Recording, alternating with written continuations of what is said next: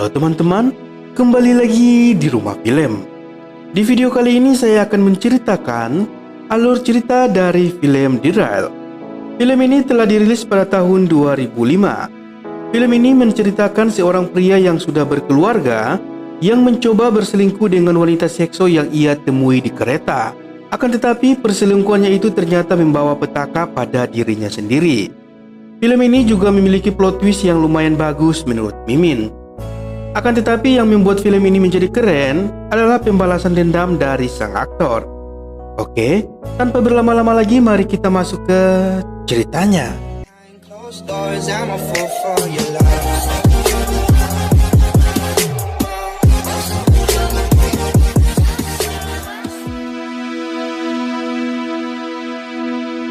Di awal film kita diperlihatkan dengan seorang pria yang bernama Charles Shen. Dia adalah seorang suami yang sangat menyayangi keluarganya. Seperti pagi pada biasanya, sebelum berangkat kerja, Charles selalu sarapan bersama dengan istri dan anak perempuannya.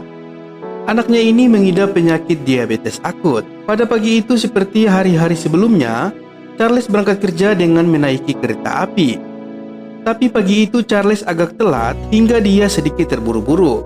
Hal itu membuatnya lupa membeli tiket. Saat pemeriksaan, Charles tidak membawa uang sepeser pun untuk membayar denda karena uangnya sudah diambil istrinya tadi. Tiba-tiba saja ada seorang wanita yang berkata, "Aku yang akan membayarnya." Charles pun merasa tidak enak dan langsung menghampirinya. Dia ke sana sekedar mengucapkan terima kasih dan berjanji akan mengembalikan uang itu besok. Charles berkata jika besok menaiki kereta, "Aku akan bayar utangku." Keesokan harinya mereka berdua pun bertemu kembali. Dari sinilah mereka saling berkenalan satu sama lain. Wanita ini bernama Lucinda Harris. Lucinda ini sudah menikah dan memiliki seorang anak perempuan.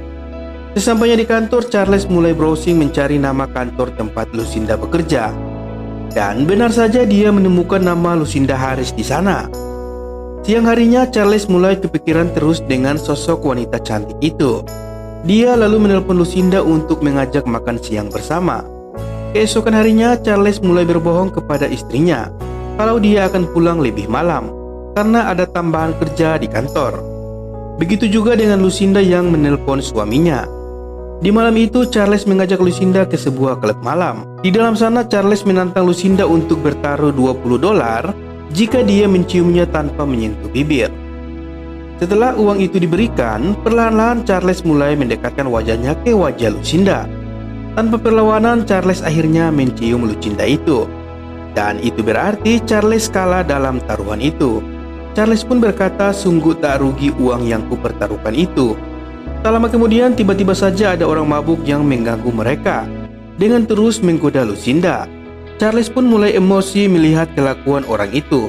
Apalagi dia mengatakan jika Lucinda adalah seorang pelacur. Dia pun memukuli pemabuk itu hingga terjatuh. Charles pun langsung menarik tangan Lucinda untuk pergi dari tempat itu. Mereka berdua sepertinya sudah sama-sama dimabuk asmara. Nafsu ingin bercinta pun sudah tidak terbendung lagi. Mereka berdua lalu mencari sebuah hotel.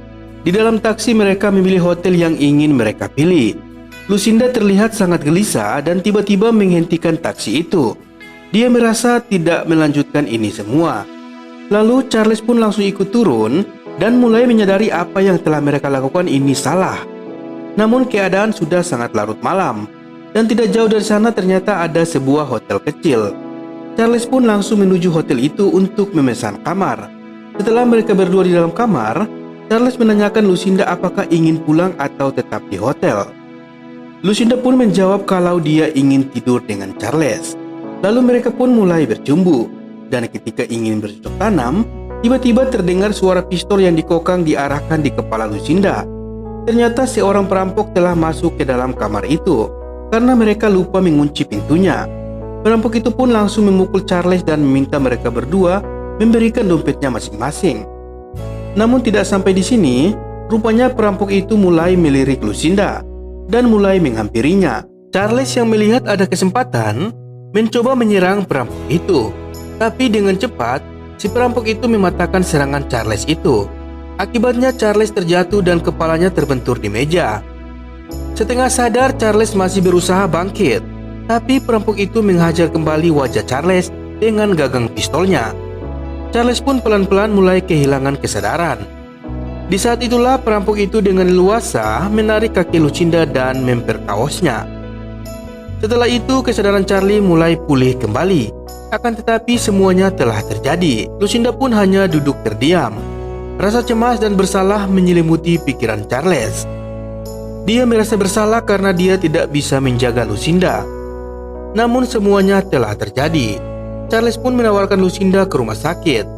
Namun Lucinda menolaknya karena takut ketahuan oleh suaminya. Kemudian Charles pun ingin menelpon polisi, tapi Lucinda melarangnya karena dia takut perselingkuhannya ketahuan. Lucinda akhirnya memutuskan untuk mengakhiri perselingkuhan ini dan melupakan semua yang telah terjadi. Keesokan harinya, Charles tetap pergi ke kantor dengan wajah babak belur. Bosnya pun menanyakan kondisinya. Charles hanya menceritakan kalau semalam dia ditodong dan dia juga sudah pergi ke rumah sakit. Lalu bosnya pun menyuruh Charles untuk pulang saja dan beristirahat. Sesampainya di rumah, Charles memberikan alasan yang sama kepada istrinya. Tak lama kemudian teleponnya berdering. Dan saat Charles mengangkat telepon itu, ternyata perampok yang semalam yang menelponnya. Di saat bersamaan istrinya pun juga ikut mengangkat telepon itu. Karena telepon di rumahnya saling terhubung, jadi istrinya bisa mendengar obrolan di telepon itu. Charles mengatakan itu hanya urusan pekerjaan dan menyuruh istrinya untuk menutup telepon itu. Dengan begitu si perampok jadi tahu kalau Charles tidak menceritakan kejadian sesungguhnya. Mulailah perampok itu memerasnya. Dia meminta uang tutup mulut seharga $20.000. Dan Charles pun mengiyakannya. Namun keesokan harinya, sebelum dia memberikan uang itu kepada si pencuri, dia pun pergi ke kantor Lucinda untuk menyampaikan hal tersebut. Di sana dia mengajak Lucinda untuk melaporkan kepada polisi. Akan tetapi Lucinda menolak, karena jika lapor polisi, maka suaminya akan tahu, dan anaknya pasti akan dibawa oleh suaminya itu. Lalu Lucinda memberikan uang kepada Charles. Dia berharap bisa membantu beban Charles. Tentu saja Charles langsung menolaknya. Di akhir pertemuan, Lucinda juga mengatakan sebaiknya kita tidak usah berhubungan lagi. Lalu Charles pun pergi menemui si perampok itu di tempat yang sudah disepakati, tentunya untuk memberikan uang tersebut. Dan ia berharap masalah ini segera selesai. Tapi selang beberapa minggu Charles mendapatkan telepon dari si perampok itu lagi. Dan Charles pun langsung mengatakan kalau kali ini dia tidak memberikan uang sedikit pun. Tapi tak disangka ternyata si perampok kali ini menelpon dari rumah Charles. Dan Charles pun bergegas berlari menuju ke rumahnya. Si perampok ternyata sudah di rumah Charles dan sedang berbincang dengan istri dan anaknya. Dia mengaku sebagai teman kerja Charles. Kali ini sambil mengancam, si perampok tersebut meminta uang $100.000. Mengingat karakter si perampok yang sangat sadis, Charles pun memikirkan nasib anak dan istrinya. Sepertinya dia tidak punya pilihan lain selain memberikan uang itu kepadanya. Tapi sebelum memberikan uang itu, Charles mencoba berbicara kepada pengacaranya. Dia menceritakan segalanya yang terjadi.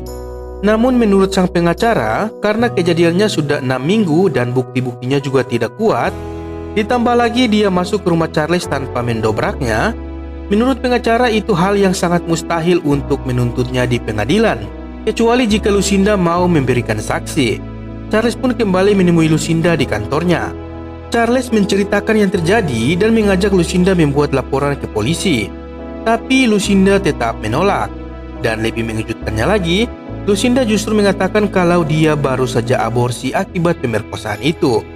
Pernyataan Lucinda membuat Charles tak tahu harus berbuat apa lagi. Hal ini semakin membuat dia frustasi. Di tengah stres, Charlie mencoba berbicara dengan Wilston, seorang office boy yang cukup akrab dengannya di kantor. Dia tahu dulu Wilston pernah dipenjara, jadi Wilston bisa sedikit membantunya. Setelah Charles menceritakan semua hal yang menimpanya, Wilston pun memberikan penawaran dengan cukup bayar 10% saja, dan dia akan membereskan si perampok ini. Charles yang tidak punya pilihan lain langsung menyetujuinya. Sesampainya di tempat yang sudah disepakati, Wilston berbicara sambil menunjukkan kalau dia membawa pistol yang tidak ada isinya untuk menakuti si perampok itu. Tapi belum selesai berbicara, Wilson sudah ditembak oleh si perampok itu. Dan perampok itu mengancam agar Charles segera menyiapkan uangnya. Akibat kejadian itu, Charles harus membuang mayat dan mobil Wilson ke sungai untuk menghilangkan jejak. Di pagi harinya, di kantor Charlie dia didatangi oleh seorang detektif, yang ternyata dia adalah paman Wilson. Sang detektif mengatakan kepada Charles bahwa Wilson semalam dibunuh dan mayatnya dibuang ke sungai. Mendengar pernyataan itu, Charles pun pura-pura kaget. Lalu sang detektif menanyakan apakah Charles memiliki pistol dan apa yang Charles lakukan semalam. Belum sempat menjawab pertanyaan itu, telepon pun berbunyi. Ternyata si perampok itu sedang mengancam Lucinda di apartemennya. Si perampok mengancam jika dalam waktu 20 menit Charles tidak membawa uangnya, maka Lucinda akan dibunuh. Begitu juga istri dan anak Charles. Charles lalu pergi ke bank untuk mengambil uang tabungannya. Sebenarnya uang itu adalah simpanan untuk pengobatan anaknya nanti. Tapi karena ia telah bermain api, maka ia harus memadamkan api itu. Charles tidak punya pilihan lain. Dia tidak ingin Lucinda dan keluarganya dibunuh seperti Wilson. Dia segera pergi menuju ke apartemen yang diberitahukan si perampok itu. Sesampainya di sana, nampak Lucinda sedang diancam oleh perampok itu. Dengan cepat, si perampok itu meminta uangnya. Lalu Charles pun memberikannya. Setelah si perampok pergi, Charles menanyakan keadaan Lucinda dan mengatakan kalau semua ini sudah berakhir karena dia sudah memberikan segalanya. Lantas, apakah semua telah berakhir? Tentu saja belum. Masalah Charles memang sudah berakhir, tapi twist pada film ini baru saja akan dimulai. Meskipun Mimin yakin kalian pasti sudah bisa menebaknya, tapi mari kita lihat balas dendam dari Charles ini. Scene kemudian berpindah yang memperlihatkan Charles mencoba menemui Lucinda di kantornya. Yang mengejutkannya lagi, ternyata Lucinda Harris adalah orang lain. Dan wanita yang mengaku sebagai Lucinda selama ini hanya karyawan kontrak sementara di sana. Charles pun langsung pergi ke apartemennya. Sesampainya di sana, ternyata apartemen itu disewakan bulanan. Dan lebih kagetnya lagi, ternyata di brosur apartemen itu ada foto anak kecil yang Lucinda pernah bilang bahwa itu foto anaknya. Ternyata itu bukan anaknya, melainkan foto brosur dari apartemen itu. Charles kemudian pergi ke stasiun kereta untuk mencari Lucinda, dan benar saja dia berada di sana. Ketika Charles ingin menghampirinya, ternyata ada laki-laki lain yang sedang bersamanya. Charles pun mencoba membuntuti Lucinda, dan betapa kagetnya Charles, ternyata Lucinda menemui si perampok itu dan saling berpelukan layaknya pasangan suami istri. Charles mulai menyadari kalau dia ternyata korban penipuan dari kedua pasangan ini. Tak terima dengan semua ini, Charles mulai mengatur rencana. Dia kembali menuju ke hotel tempat dia dirampok dan langsung memesan kamar tepat di sebelah ketika pertama dia dirampok. Dan dia mulai mengikuti Lucinda yang sedang bertemu dengan korban barunya. Ternyata memang Lucinda selalu mengatur agar para korbannya menuju ke hotel ini karena mereka sudah bekerja sama dengan pihak hotel. Begitu Charles melihat mereka ingin memulai aksinya, Charles pun mulai masuk dan memukul si perampok dari belakang hingga tidak sadarkan diri. Dia lalu masuk ke dalam kamar sambil menodongkan pistol. Charles menjelaskan kepada pria itu bahwa mereka semua adalah komplotan penipu. Si perampok mulai kembali sadar. Charles pun memukulnya dan meminta uangnya dikembalikan. Namun di tengah perdebatan, si korban pria yang ketakutan mencoba merebut pistol Charles agar dia bisa keluar dari sana. Akhirnya baku tembak pun tak terelakkan. Lucinda tertembak, begitupun si perampok dan temannya. Polisi menyatakan kalau ini hanyalah kasus perselingkuhan dan perampokan biasa. Lalu Charles segera pergi ke bagian resepsionis sambil menunjukkan kartu pengenal. Dia pun mengambil tasnya yang bertuliskan namanya yang disimpan di berangkas hotel, dan itu adalah tas yang berisikan uang kepada perampok sebelumnya. Akhirnya Charles pun berhasil mengambil kembali uangnya itu. Keesokan harinya ketika di kantor, ternyata Charles ketahuan mengambil uang $10.000. Akibatnya dia mendapatkan hukuman sosial, yaitu mengajar para narapidana di penjara selama 6 bulan. Ketika dia sedang mengajar, dia melihat sebuah buku yang bertuliskan tentang dirinya. Dia lalu membukanya dan ternyata buku itu menceritakan tentang dirinya sendiri. Charles pun jadi penasaran siapa penulis buku ini. Di akhir bacaan, Charles diarahkan menuju ke ruang cuci baju. Charles yang penasaran langsung pergi ke sana. Dan ternyata perampok itu belum meninggal dan dia mendekam di penjara itu. Ternyata si perampok ini sudah mengetahui jika Charles yang akan mengajar di penjara ini dan dia akan balas dendam atas kematian Lucinda. Tapi lagi-lagi tak disangka ternyata justru sebaliknya. Charles lah yang sudah mengatur semua ini agar dia bisa ditempatkan di penjara ini untuk bisa membunuh si perampok ini. Charles pun menyatakan kepada polisi kalau dia diserang dan itu hanya bentuk pembelaan diri. Dan film pun selesai. Oke teman-teman, itulah alur cerita film kali ini. Mimin sangat puas dengan balas dendam dari Charles ini. Gimana dengan kalian? Terima kasih sudah menonton dan sampai jumpa.